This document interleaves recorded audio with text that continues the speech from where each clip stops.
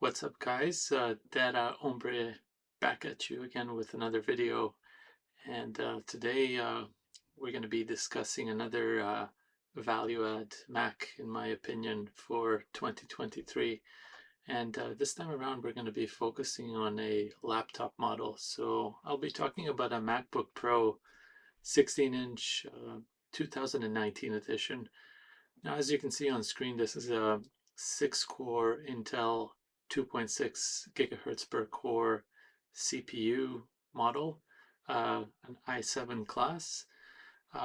We have 16 gigabytes of DDR4 RAM, and we're able to run the latest and greatest OS X Ventura. As of the recording of this video, it's the latest version, 13.2.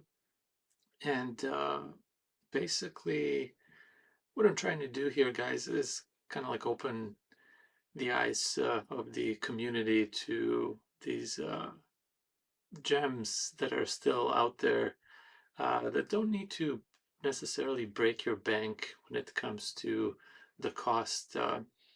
It's 2023. We hear a lot of talks about a potential recession coming. Macs are as cool as ever. I know that the new M1, M2 lines are, well in their, I think, third year of existence, and they're pretty amazing specs, and they're amazing at what they can do.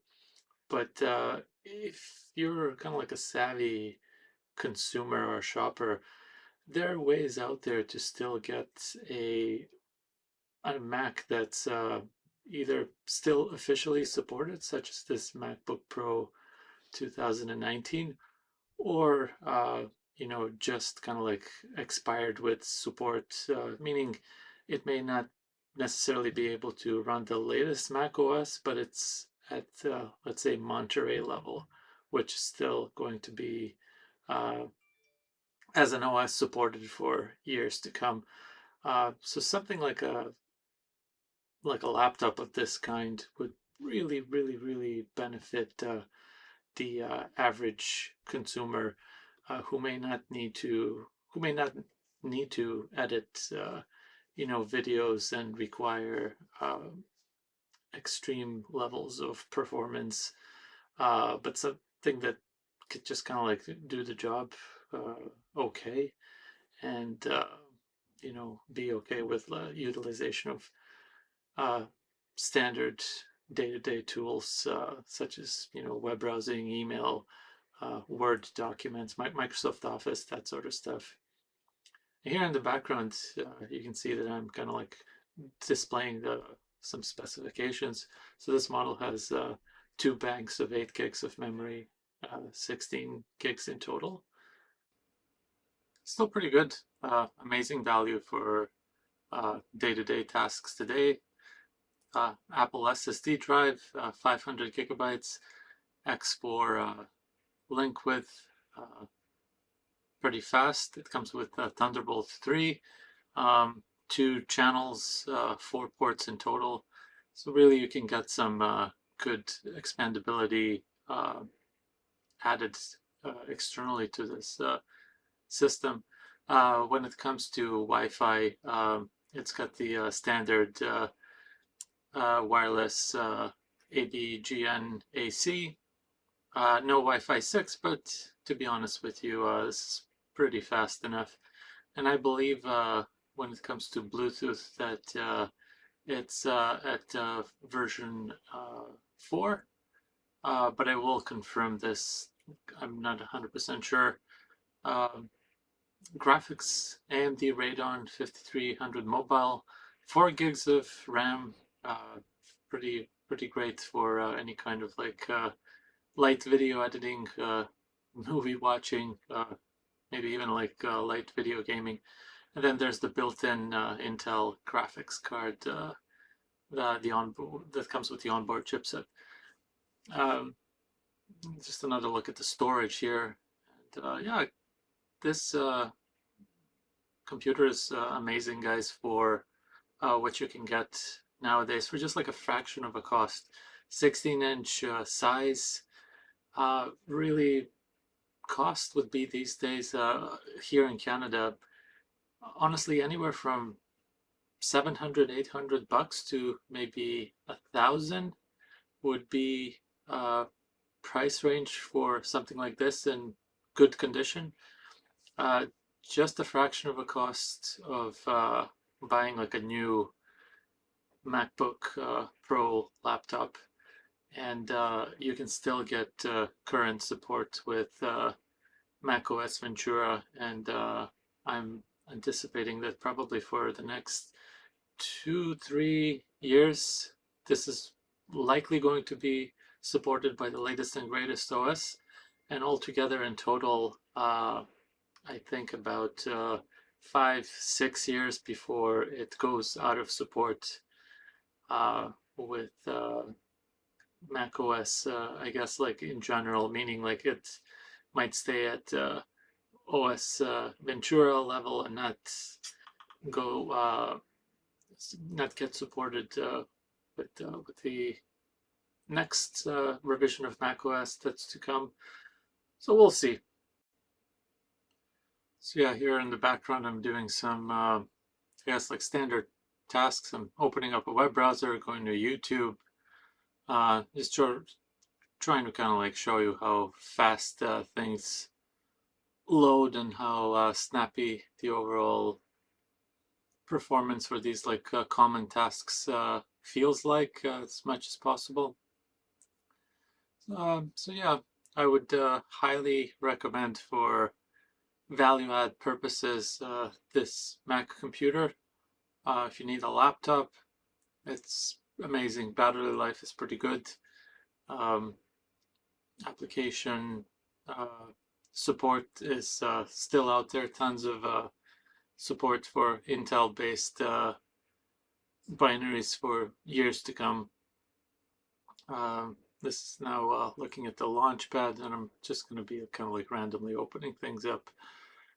So opening up PowerPoint here at the same time when the web browsing is going on, and just a little firewall client that pops up, a little snitch. Highly recommended for any Mac user when it comes to controlling your network in and out traffic, but that's a topic for another video. And yeah, guys, so basically in 2023, it's going to be a tough year from what I hear. Talks of recession being underway. If you need a computer, if you like Macs, if you like Mac OS, you don't really need to break the bank. You don't really need to go for the latest and greatest, such as an M2 laptop. They're awesome. I get it. Benchmarks are off the chart. Apple has really knocked it out of the park with those. But for day-to-day tasks, if you're just kind of looking for that like regular computer experience with, you know, working on spreadsheets, Microsoft Office type of stuff, Word documents, email, web browsing, watching videos, doing even some like light video editing, streaming even, this computer is more than enough, and it will be great for years and years and years to come. Highly recommended at a fraction of the cost. Like I said, 700 to 1,000 Canadian in the used market. One thing that I should note is you would just have to make sure that the battery life is in the acceptable levels, and macOS has a way of showing you battery health. So you want to make sure that it's within normal, not with too many battery cycles utilized, and definitely going somewhere from like 100 to 200 would be still in the normal range. I think that would be acceptable. Anything like above, you would be sort of looking at potentially negotiating a better price if you see that, because sooner rather than later you might need to replace that battery, have the laptop serviced and the battery replaced. Yeah, as far as the OS experience goes, I hope that the background video was able to shed some light as to how usable, snappy feeling this machine still feels like in 2023. Um, then what I would like to do is just kind of like quickly go over the aesthetics of the laptop. So as you can see, it comes with that like space gray finish. Um, really, really beautiful design. The trackpad is pretty large. It's standard for MacBooks these days. Uh, you have the touch bar at the top. Some M1s have excluded that feature. I'm of the opinion that it kind of comes in handy for certain things. For other things, it might not be as necessary. It is kind of like cool. You'll see in a short little while what I'm doing here. Like I'm controlling the volume with this like slider technique. That sometimes come in handy. I can invoke Siri if I need to by pushing the button there. It also would respond with a voice command if you enable that. And then if you go into the messenger, you would be able to use some emojis that show up on the touch bar, and you'll see that in a little bit. This is still the butterfly style keyboard, uh, which I do not have a problem with. It is working very well. To be honest with you, I've never had a problem with the butterfly style keyboard. Very snappy, very responsive. I like it a lot.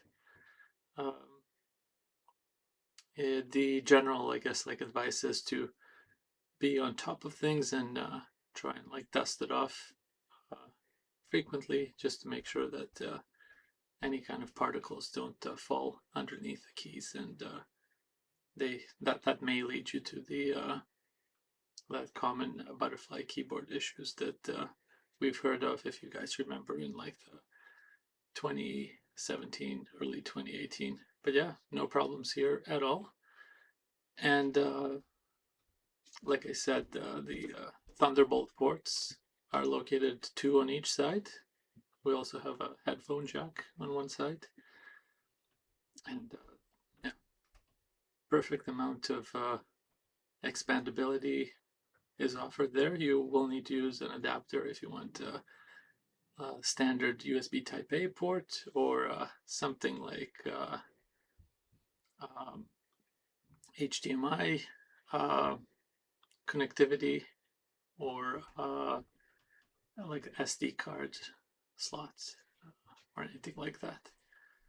So I think I'll leave it at that point for this video, guys.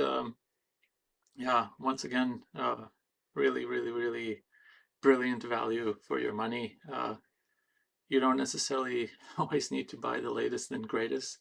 A lot of these older gen type Macs are still supported by the latest OS. In 2023, we're at the end of January now. The rule of thumb is if it's if the Mac was made in 2018 or later, it will still be supported by the latest OS, macOS Ventura. But even if it's a little bit of an older gen from this one, and I may cover that in a little later video, it's still a pretty amazing value for the money for average user needs. Thank you so much, guys, for watching this video. I appreciate all the likes and subscriptions. You guys are the best, and I hope to see you soon, guys, in the next one. Thank you so much. Bye for now.